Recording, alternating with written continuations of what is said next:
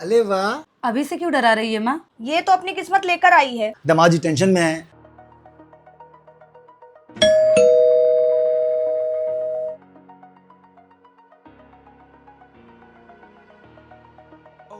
अरे छोटी, आ बैठ। अरे वाह, क्या नाम रखा तूने इसका? स्कूल का नाम प्रिशा रखा है और घर पे बुलाने के लिए यशवी। पर ये तो स्कूल जाती नहीं है। प्रणाम माँ। खुश रहे, बताई नहीं कि तू आने वाली है। माँ, तू भैया को भेज के भी तो मुझे बुलवा सकती थी।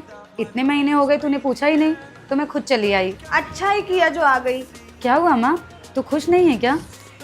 देखना, ये बिल्कुल तेरी बेटी पे गई है। मेरी बेटी तो मेरे सामने बैठी है, उसे देख के क्या करूंगी। क्या हुआ माँ, तू ऐसे क्यों बोल रही इसे? 2 बेटियां कम थी क्या जो ये भी आ गई। अब तेरी पूरी जिंदगी इनका दहेज जोड़ने में ही बीत जाएगी। भगवान भी गजब हैं, एक टेंशन और दे दिए मेरी बेटी को। 2 बेटियों पे एक बेटा नहीं दे सकते थे। हाँ, मैं कोई टेंशन में नहीं हूँ, बल्कि इसके होने से मैं और ज्यादा खुश हूँ। औलाद की खुशी किसे नहीं होती है, पर बेटी की जिम्मेदारी बहुत भारी होती है। जब शादी ब्याह करना पड़ेगा तब पता चलेगा। माँ, ये अपनी किस्मत खुद लेकर आई है। मैं अपनी किस्मत का खा पहन रही हूँ, ये अपनी किस्मत का खाएगी पहनेगी। ये तो अपनी किस्मत लेकर आई है, पर जिसके घर में बेटी होती है ना, उसके बाप की जिंदगी यही सोचने में बीत जाती है कि अपनी बेटी को क्या क्या देकर विदा करे कि ससुराल वाले उसके साथ बुरा बर्ताव ना करें। 3 बेटियों के टेंशन में बेचारे दामाद जी की भी जवानी खत्म हो जाएगी। पता नहीं कहाँ से बेचारे पे पहाड़ टूट पड़ा। पहाड़ नहीं टूटा है माँ उन पर, ऐसा बिल्कुल भी नहीं है।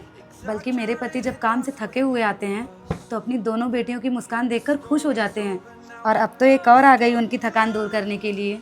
ये सुकून सिर्फ तब तक है जब तक तेरी तीनों बेटियां छोटी हैं।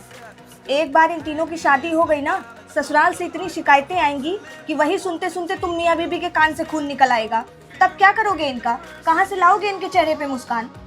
बेटी पैदा होने पर लोग इतना नफरत क्यों करते हैं?